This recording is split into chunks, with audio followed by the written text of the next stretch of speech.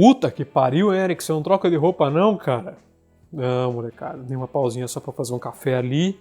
Tamo agora gravando seguido de novo. Eu tô aproveitando o tempinho livre que eu tenho. A minha vida é muito corrida, molecada. Eu tô agora em 4 meses, assim, completamente decisivos pra minha vida.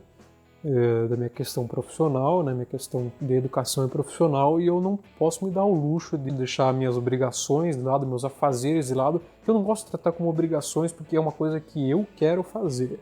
Então, vamos assim, eu não quero deixar meus outros objetivos maiores de lado em prol de gravar um videozinho ou outro aqui. Eu sei que vocês me entendem.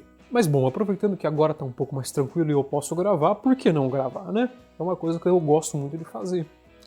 Hoje vamos falar aqui de uma coisa que eu coloquei em pauta de votação lá, eu não vi como é que foi a porcentagem disso em votação, mas como é uma coisa que dá pouco trabalho para se tratar e é uma dica muito boa, vale a pena trazer antes de trazer outros conteúdos para o canal, né? Então, daquela votação que eu fiz mais ou menos um mês atrás, já veio para o canal ensinando a fazer o chacho ali para barrar o lúpulo, né? Já veio a sequência ali de fazer a correção do perfil iônico da água, né? Então um vídeo falando do que precisa, quais os sais, tudo mais, a ladainha toda, um vídeo ensinando a fazer isso no Beersmith, um vídeo ensinando a fazer isso no Brewers Friends, né? Ou seja, um no software pago, um ali no site gratuito, que para não deixar ninguém na mão. E agora vamos falar do equilíbrio da cerveja. Aproveitando que já tratamos esse assunto da água, vamos falar um pouco do equilíbrio da cerveja. A cerveja, ela precisa ser equilibrada. A cerveja, se você parar para fazer uma pequena análise, ela é uma bebida doce. Porra, Eric, como assim? O bagulho é mó amargo, como é doce? É doce, porque nós deixamos dulçor residual nessa cerveja. Então, talvez você já tenha reparado, se você errou a mão no lúpulo, para menos, que a sua cerveja ficou muito doce. Ficou levemente enjoativa, por exemplo. É porque ela é doce. O que compensa esse dulçor, o que não torna enjoativo, que torna uma bebida com um drinkability, com uma capacidade de ser bebida em grande quantidade, é o amargor do lúpulo, que ele surge para equilibrar esse dulçor. Claro, aí dentro dos estilos nós temos as variâncias, né? Cervejas que são voltadas mais para o amargor e cervejas que são voltadas mais para o dulçor. E o nosso papel como cervejeiro caseiro é atingir esse equilíbrio para trazer o drinkability para essa cerveja. Claro, além do drinkability, que é o principal, nós também estaremos enquadrando essa cerveja dentro de um estilo. E é justamente nesse ponto que eu sempre peguei com vocês, que é assim, Funk BJCP, beleza? Muitas receitas, a maioria aqui do canal é Funk BJCP. Mas o BJCP é um norte, é um guia. E por mais que você seja meio Funk BJCP, a maioria das vezes é Funk BJCP nos ingredientes. Os parâmetros que o BJCP te dá, normalmente você não foge muito deles, né? Às vezes você foge ali, um pouco mais alcoólica, um pouco com uma densidade um pouco maior, tudo mais, amargor um pouco menor. Ou você altera uma característica que você quer, tipo, eu acho que frutado demais não fica legal, mas eu ainda quero que seja desse estilo, só um pouquinho menos frutado, coisa do tipo assim. Você altera isso, né? Mas normalmente questão de equilíbrio da cerveja, com relação ao amargor, a gente não altera. E se a gente enquadra a cerveja dentro daquele parâmetro ali, fornecido pelo BJCP, nós temos grandes chances de estar mantendo dentro do equilíbrio. Então por isso que é muito importante, às vezes, você, quando extravasar ou não atingir a densidade, você compensar isso no amargor para não ficar muito amarga ou muito doce. E é nesse ponto que entra a relação BU-GU. O que seria BU-GU? A unidade de amargor internacional, inclusive é o próprio nome, né? International Bitterness Unit, é IBU. E GU seriam Gravity Units, que seriam pontos de densidade, unidade de densidade. Então, a relação BU-GU é uma fração. Em cima você tem o IBU e embaixo você tem o GU. E uma fração, como vocês sabem, é uma divisão.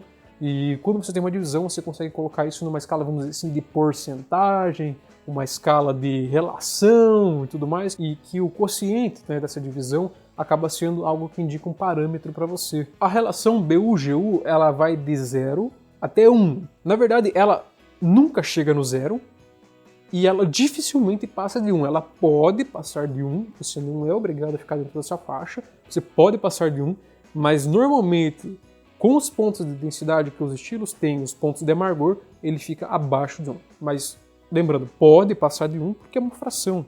Uma fração, ela pode ser maior que 1. Mas ela nunca chega no 0 e nunca vai para baixo de 0 porque você obrigatoriamente tem que colocar lúpulo na sua cerveja. Então você obrigatoriamente tem IBU para estar sendo dividido pelo ponto de densidade. E como funciona essa relação? Bom, você tem o BU, seu número de IBU, e você tem o seu GU, que você não vai colocar ali 1050, você vai pegar os números finais ali, né, depois do 1, tipo 1.050, você vai colocar 50. Então você vai fazer essa divisão por esse número inteiro.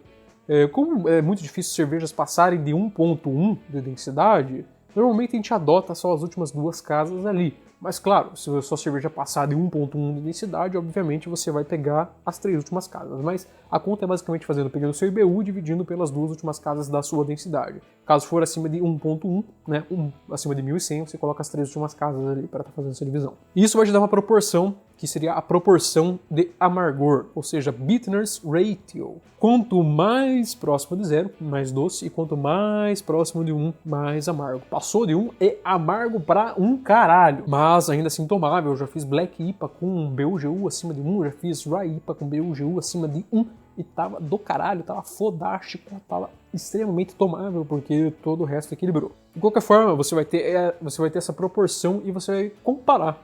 Comparar com o que, Eric?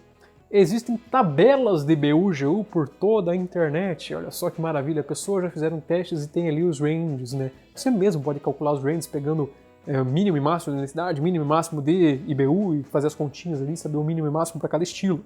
Mas você já tem isso pronto, não tem porque você perder tempo com isso. A maioria das tabelas que você encontra na internet, elas te fornecem um número padrão. Elas não te fornecem uma faixa de BUGU. Você já fez cerveja, e se você está mais inteirado, você sabe que você não tem um número de densidade por estilo, um número de BU por estilo. Você tem uma faixa de densidade, uma faixa de BU, uma faixa de álcool. Logo, não tem porquê o BUGU ser um número fixo, é uma faixa. Cara, eu vou falar mal do trabalho dos outros aqui, vou. É muito burro você colocar numa tabela de BUGU um número só, cara. Isso é tosco pra caralho, tá?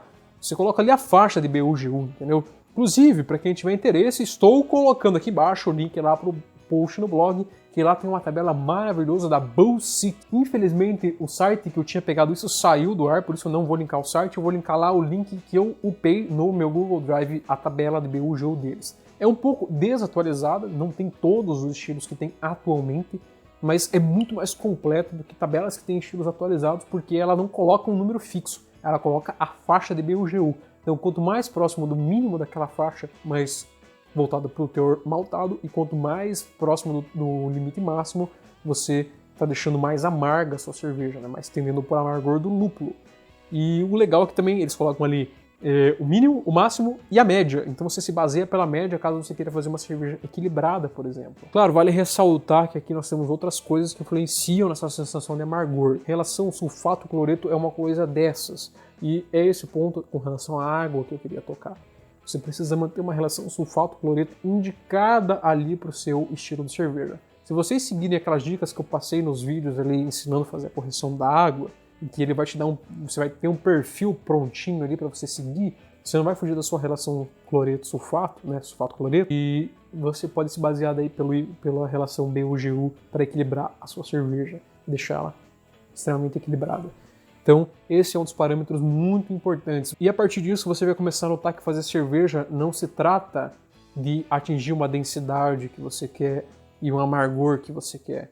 Se trata de você fazer o máximo de cerveja possível que o seu equipamento permita, colocando o máximo de malte possível e adequando o volume final ao tanto de litros que você vai conseguir, né, e adequando o volume final para você atingir uma densidade dentro da faixa, e você equilibrando o seu amargor pelo BUGU e não pela faixa que o guia de estilos te dá, porque daí você tem certeza que a sua cerveja está equilibrada e não simplesmente dentro do estilo. Isso é um método muito mais prático de você fazer uma cerveja muito melhor, com mais autonomia, economizando e extraindo o máximo possível do seu equipamento. Eu fico por aqui, um abraço a todos, boas brejas, boas braçagens. Agora eu não vou mais gravar seguido, agora eu já vou voltar e continuar firme ali nos meus estudos. Abraço a todos.